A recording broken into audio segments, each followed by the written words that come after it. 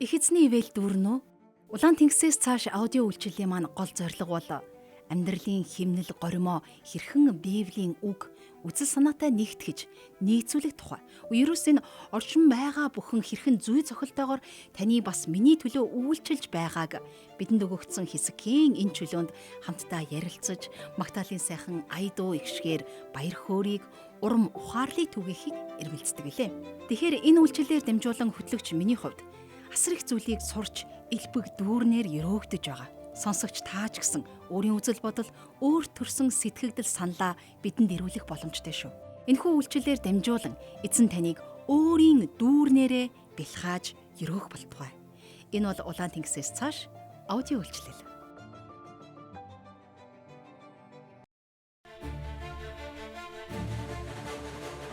Улаан тэнгис хүртэлх Израильчүүдийн амьдралд ямар их нүд гэлбэм гайхамшиг болсныг та санаж байгаа. Харин тэнгисийг хуурай газар шиг гаталсны дараа юу болдог вэ? Тэндээс л жинхэнэ амьдрал эхэлдэг. Улаан тэнгисээс цааш итгэлээ ганц үгээр бус амьдралаараа гэрчлэе.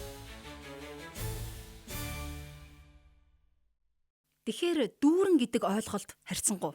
Энэ мэдээж юмсын хэмжээс бас тухайн хүний үзэл баримтлалч гэсэн дүүрэн гэх ойлголтыг өөр өөрөөр хардаг. Жишээ нь 5 литрийн хувинг дүүртэл нь хутгаас ус ховоодлоо гэж бодъё. 5-ын хувин хутгийн хаг дашим хүйтэн усаар мэлтэлцэн цалхиж байна. Гэтэл тэр савтай дүүрэн усыг дүүрэн эмчнэ гэд өөр 10-ын хувинд хийвэл 10-ын хувинд дүүрхүү. Энэ бол мэдээж хэмжээсийн ялгаатай байдлын жишээ. Тэгвэл хүний хандлагатай холбоотой жишээ юу гэж болох вэ? Тэгэхээр 40 битанд яг талаар нь ус хийлээ. Нэг хүн үүнийг хараад тал дүүрэн ус байна. Өнөөдөр ус авах хэрэггүй байхаа гэж дүгнж болох. Харин өөр нэг хүн хувин руу тонгоогоод хувингийн талаар байна. Өнөөдөр ч ус авахгүй бол горигүнэ гин. Гэтэл тэдний хэрэглээ яг энэ тэнцүү адилхан байтал юмсыг хүлээн авч байгаа хүмүүсийн хандлага ийм зөрүүтэй байж болох. Гэхдээ мэдээж хэнийг нь ч буруутгаж өглөхийн аргагүй шүү дээ. Дүүрэн сав гэхээр надад Иесусийн үйлдэлсэн хамгийн анхны гайхамшиг санаанд орлоо. Энэ бол Галилийн Каан гэдэг хотод болсон хуримтай холбоотой түүх юм. Иесусийн их бас түүний дагалдагчид өргөцсөн гэхээр хурмын гол эзэд болох сүй тавьсан хос тэднийг таньдаг байсан байж болох юм. Гэхдээ сайн мэдэхгүй байна. Яг юу болсон бэ гэхээр найр эд дундаа явж байтал дарс нь дуусчихсан. Үүнийг анзаарч мэдсэн эсвэл галтойгоо хариуцсан баг гэрийн ойр хаваар санаандгүй өнгөрч яваад Иесусийн их Мария үйлчлэгчдийн яриаг сонссон байж болох юм. Тэгээд хүүдээ ирээд дарсан дуусчихжээ гэж хэлж. Тэгээд бас хуримд үйлчилж байсан хүмүүст хандаж Иесусийн юу гэж хэлнэ түүнийг нь дагаж хийгээрэй гэж загтаг. Найрын хоол зоог дундрах, айраг дарсан дуусах тийшээгээ хандна гэдэг бол тэр найр за бүхэлдээ л бүтлгөөтх хар буруу ярианы бай болох хамгийн энгийн хэрнээ тааруухан жишээний нэг.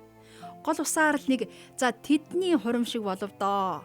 Халгиж салхисан их зочид гीчэд байгаагүй ч гэсэн дарсан дуусчаагүй юу гэх яриа хурим найрын цаг болох болгонд хурим найрын зар тарах бүрийд л үлгэр домог шиг өнөөл яриа амнаас ам дамжина.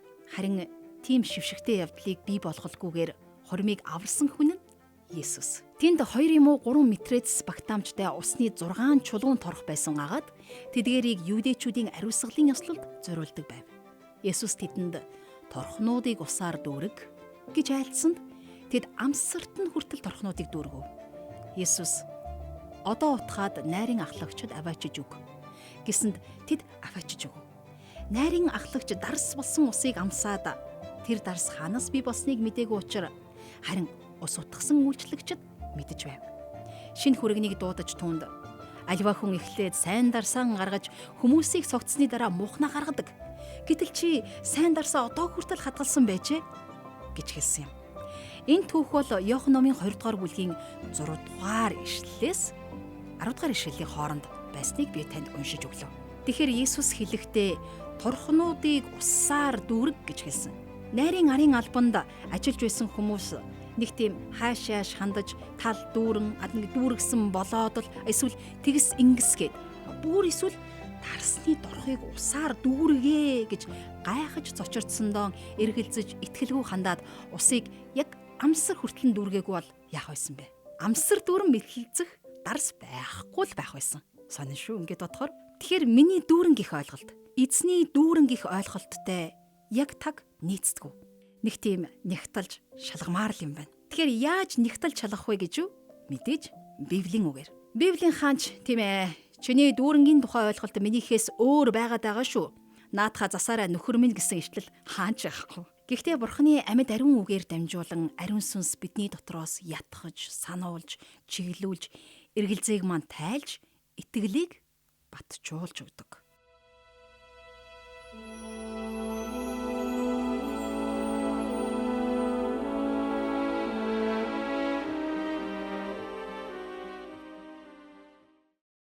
Дуулал 22 дугаар бүлэг. Бурхан минь, юунд та намайг орхисон бэ? Миний ёолох дуу авралаас минь юунд та хол байна вэ? Бурхан минь ээ, би өдрөөр хашгирсан ч та хариулдаггүй. Шөнөөр бас хашгирсан ч надад хариу алга. Гэвч Израилийн магтаалд залрагч та ариун юм. Эцэг өвгөд минь танд итгэсэн. Тэд итгэсэн тул та тэднийг аварсан. Тэд тань руу хашгирч аврагдаж байв. Тэд танд итгэсэн бөгөөд ичгүүр тунсангүй. Харин би үт, хүн биш. Би хүмүүсийн буруушаал болж ард олон чигшигдсэн юм. Намайг хардаг бүхэн намайг тохуурхан инээдэг. Тэд уруулаа нээж толгойгоос ихсрэн тэр өөрийгөө эзэнд даатгсан. Тэр түүнийг авраг.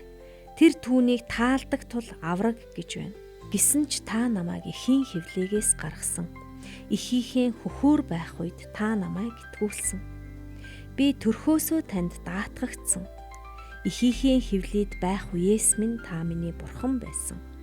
Зовлон шаналн ойрхон туслагч ганцч алах тул надаас бүх холдооч. Олон үхэр намайг хүрээлжээ. Башааны хүчтнүүд намайг бүсэлжээ. Хүү татхаар архиран байгаа арслан шиг тэд над руу амаа том ангайлгаж байна. Намайг ус шиг асгасан бөгөөд бүх яс минь мултарсан.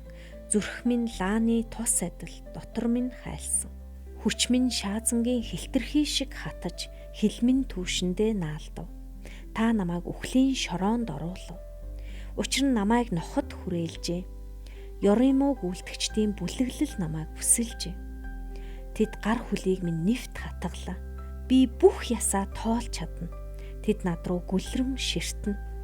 Гадуур хувцсыг минь дундаа хувааж, дотор хувцсны минь төлөө шодов. Харин эзэн та бүх холдооч. Миний хүч чадлаа надад туслахаар хурдлаач. Сэтгэлийг минь элтнээс, ганц амийг минь нохоон иргшээлээс авраач. Намайг арслангийн амнаас авраач. Зэрлэг үхрийн эврээс аварч надад хариу өгөөч. Таны нэрийг би бүх ах дүүстэй хэлэх болно. Чуулган дунд би таныг магтах болно. Эзнээс эмээгчдээ түүнийг магт. Яаковын үр удам болох та бүгд түүнийг алдаршуул. Израилийн үр удам болох та бүгд түүнийг хүнддэг.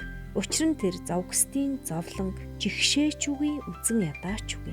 Тэр нүрээ нуугаачгүй. Харин тусламж гойн түүнийг хашгирахад тэр сонссон юм. Их чуулганы дунд магтаал минь танаас ирдэг. Түүнээс эмээгчдийн өмнө би тангараа биелүүлнэ. Ядуу нэгэн идэж цадна. Эзнийг эрен хаагчид түүнийг магтах болно. Сэтгэл зүрх чинь мөнхөд орших болтугай. Газрын бүх хязгаар эзнийг санаж түүн рүү эргэх болно. Улс үндэстнүүдийн бүх овог таны өмнө хүндэтгэн мөргөнө. Учир нь хаанчлал нь эзних. Тэрээр улс үндэстнүүдийг захирдаг. Дэлхийн бүх хүн мэхийн хүндэтгэх болно. Чинээлгэнч, иддгүүдч, шороонд дор орогчдч, амиа хамгаалах чадалгүйнч өмнө нь бүгд сөгдөнө. Үр хойчс түүнд зарагдах болно. Эзний тухай эрх үеүүдэд яригдах болно.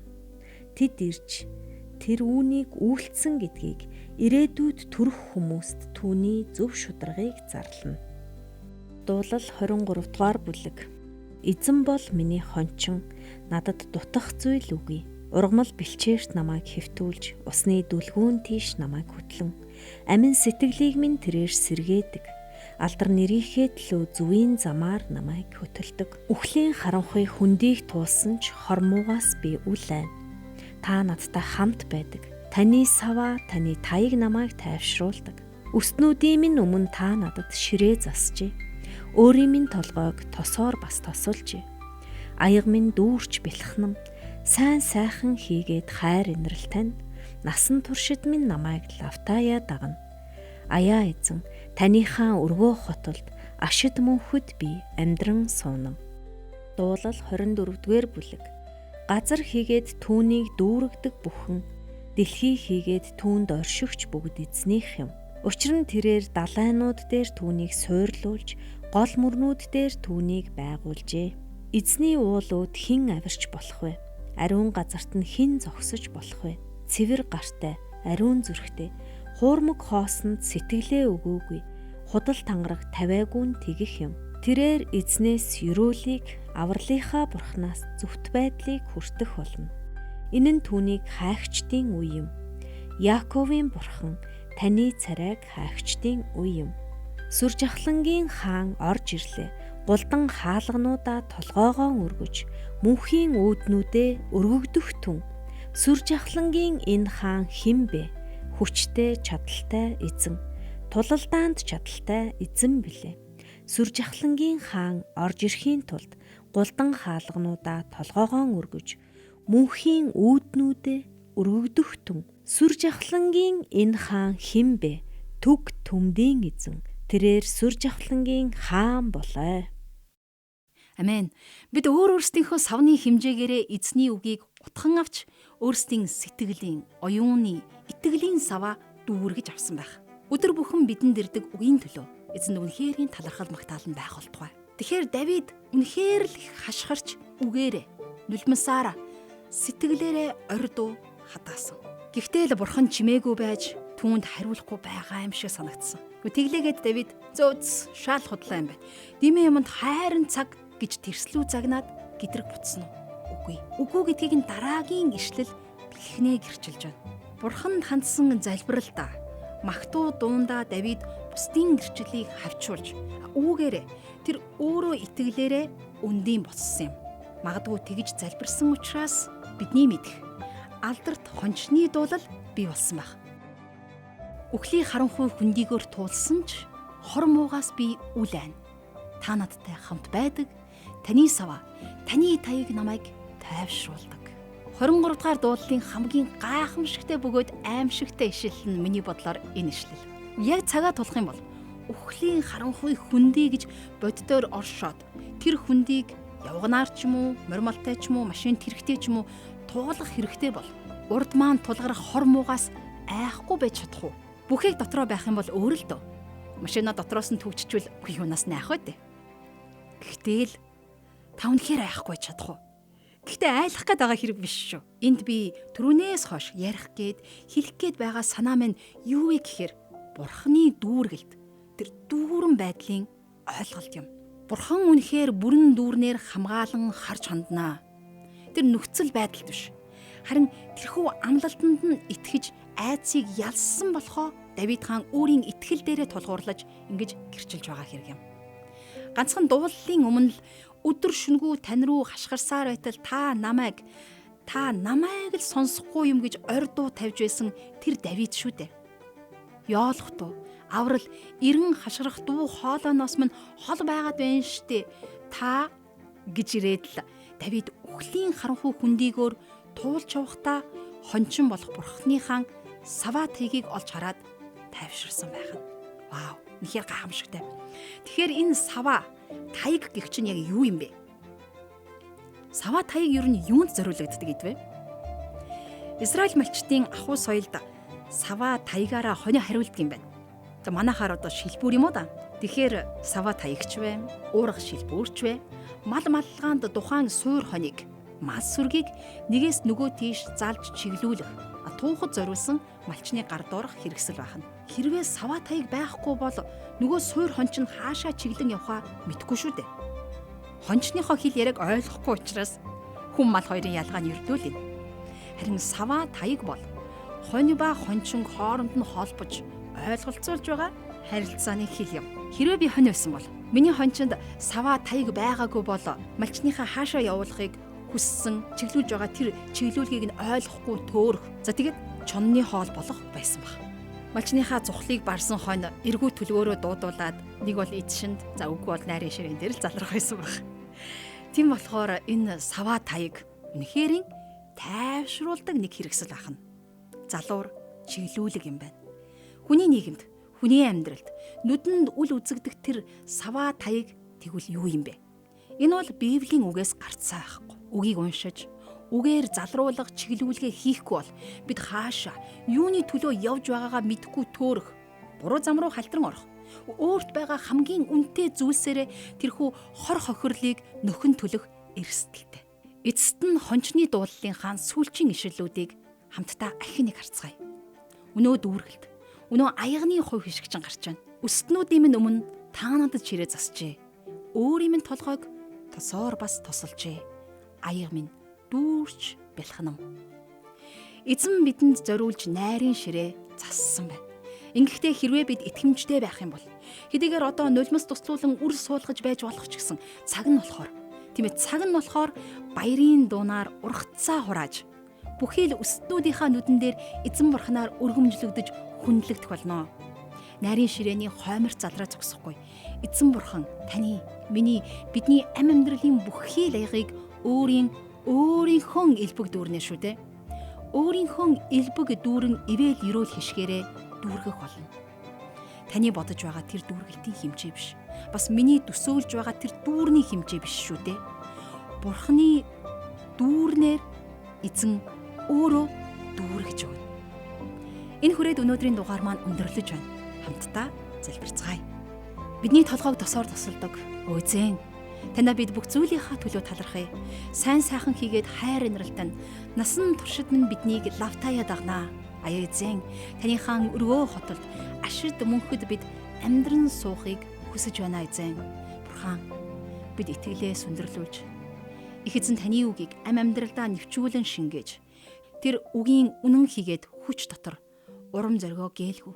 Итгэл ба найдвараар шинчлэгдэж буй биеэрээ үгийн хүн болж амьдрахад минь та биднийг саваа таягаараа хөтлөн чиглүүлж эзэн таны үнэн ба инрэл биднийг үргэлж дагах болтугай гэж залбирч байна.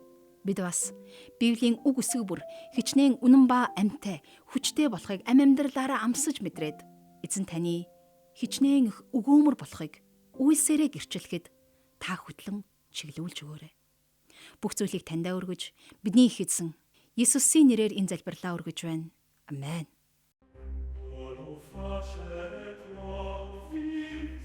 Улаан тэнгисийг гатлахаас өмнө Израильчууд Бурхантай анхлан танилцсан бол тэнгисийн цаад эрэгт тэд хүл тавиад Бурхантайгаа ойртон нөхөрлөж итгэлээр амьдрах шин замнлаа эхлүүлсэн.